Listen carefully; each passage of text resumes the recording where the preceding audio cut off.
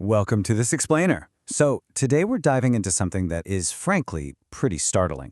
We're looking at a fascinating report from FinCrime Intelligence, and it exposes exactly how scammers haven't just infiltrated social media, they've actually systematically turned it into a massive interconnected infrastructure for financial crime.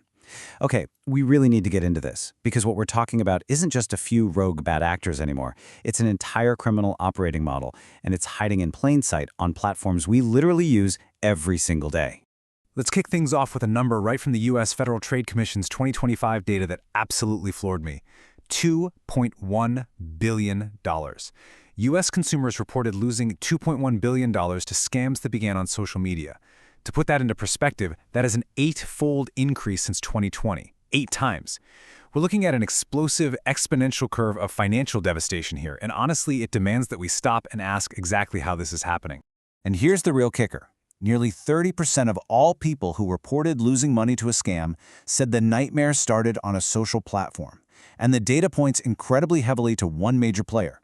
Consumers actually reported losing way more money to scams originating on Facebook than any other platform out there. The losses there are completely blowing past those from traditional text messages or emails. It's wild. Which brings us to the $2 billion question we're exploring today. Out of all the corners of the internet, why has this specific platform become the ultimate end-to-end hunting ground for modern financial crime? Why is it outperforming traditional scams so effectively? Let's get into part 1, the Facebook fraud ecosystem. To really grasp this, we have to flip our perspective entirely and look at this digital ecosystem through the eyes of a criminal. When you or I log into Facebook, we just see a communications platform, right? We see our friends, community groups, local marketplace listings, maybe some business pages. But criminals, they see something entirely different. They see a self-contained, complete fraud infrastructure. They can identify you, study your specific interests, buy highly targeted ads to reach you, chat with you privately, and extract your money, all without ever having to leave that one interconnected environment. It's basically a closed-loop system for exploitation. And the reason this whole model scales at such a terrifying, almost industrial pace is because the criminals are actually weaponizing the platform's own tools against its users. We're talking about combining global audience reach with granular ad targeting, meaning these scam campaigns hit the exact demographic most likely to fall for them. On top of that, they're using AI automation to generate and test fake profiles and scripts at lightning speed. But what's truly fascinating and, well, terrifying is the criminal specialization. You've got one crew hijacking accounts, another group entirely running the ad campaigns, and a completely separate team handling the crypto cash-outs. It's a highly adaptable, corporate-style infrastructure. Moving right along to part 2, weaponizing ads and marketplace. Let's actually walk through how these legitimate business tools get inverted into weapons of manipulation, starting with the psychology of the investment trap. It goes step by step. First, it starts with a targeted ad based on your actual interests. Maybe you've been looking into AI investment tools or crypto. Then, they ask for a deliberately small initial payment. Step 3 is the real psychological hook. They give you access to a completely fake investment dashboard, showing incredible profits. They might even let you withdraw a tiny bit of cash. This builds absolute, unquestioning confidence. So when they inevitably ask for a massive deposit or maybe fake tax fees, the victim pays it. And then, step 4, the vanishing act. Poof! The money and the dashboards simply disappear. That entire interface was designed from the ground up to control the victim's perception. Now, we've all browsed Marketplace hoping for a good deal, right? Well, the scammers are waiting on both sides of the transaction. You've got seller fraud, where criminals post fake listings for cars or pets or apartments, and they create this intense false sense of urgency, demanding a deposit before you can even inspect the item. But on the flip side, you have buyer fraud. Scammers pose as interested buyers, send false payment confirmations, or claim you need to pay some bogus account upgrade fee before they can release the funds to you. Sometimes they even arrange a fake courier collection just to send you phishing links so they can steal your banking info. It's incredibly sneaky. But as sophisticated as those fake stores are, we need to look at part 3, hijacking profiles and trust.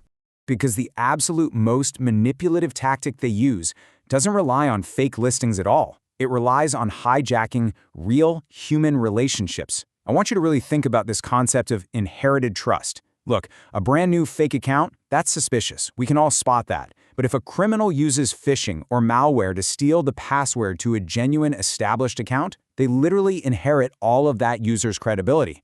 They can comb through past conversations, mimic the person's writing style, and message friends or family asking for emergency funds. And the victim sends the money, right? Because the request is coming from a known, trusted digital identity right inside an existing conversation thread. This manipulation of trust is brutally effective, especially when they play the long game. Get this. FTC data shows that nearly 60% of consumers who reported losing money to a romance scam in 2025 stated the relationship started on social media. 60%! These scammers use Messenger to build deep relationships over months. They offer emotional disclosures. They promise a shared future, all just to finally fabricate some sudden medical emergency or a too-good-to-pass-up investment proposal to drain the victim's entire life savings. Listening to all this, you're probably asking yourself right now, which leads us to part 4, why traditional defenses fail. With billions of dollars being siphoned out of the economy, why are traditional banking controls totally blind to this massive criminal ecosystem?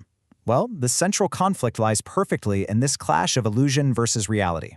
On one hand, the victim sees a developing romance, a smart crypto investment, or a fantastic bargain on Marketplace. But on the other hand, the bank's security systems don't see a single second of that Facebook interaction. All the bank sees is a totally normal, authorized money transfer being made by the actual customer from their usual phone or computer to a new beneficiary. The authentication works perfectly, which means it completely misses the elaborate deception that engineered the payment in the very first place. Compounding this massive blind spot is what FinCrime intelligence calls evidential fragmentation. It's basically a shell game. Scammers intentionally migrate the victim across different platforms over time. It goes from a day 1 Facebook ad over to a private messenger chat by day 3, graduating to an exclusive WhatsApp group with fake investors cheering you on, and finally, they direct you to an external crypto wallet to make the payment. By the time the money actually moves, the original ad is deleted, the accounts are disabled, and the digital evidence is completely scattered across multiple different organizations. So, how do we fight back? Let's dive into our final section, Part 5, Building a Resilient Defense. To break this criminal operating model, playing whack-a-mole with fake accounts just isn't enough anymore. We need a systemic response, what's called a multi-layered control stack. It basically acts as a tightening net.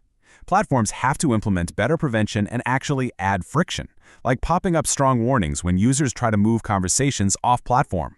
At the same time, banks must evolve to detect behavioral anomalies, like the sudden, uncharacteristic liquidation of savings, rather than just relying on their generic fraud alerts. And, absolutely crucially, we need intelligence sharing. Platforms have all the data on the fake ads and profiles, while banks have the data on the receiving money mule networks. Neither side can see the complete attack chain independently, so they absolutely must collaborate. Ultimately, the core objective boils down to this. We have to stop obsessing over individual pieces of fraudulent content and start recognizing the operating model beneath them. We have to attack the underlying machinery itself, the targeted acquisition, the manufactured trust, and the rapid conversion of that trust into financial ruin. And honestly, this leaves us with a pretty vital question to consider as we wrap up.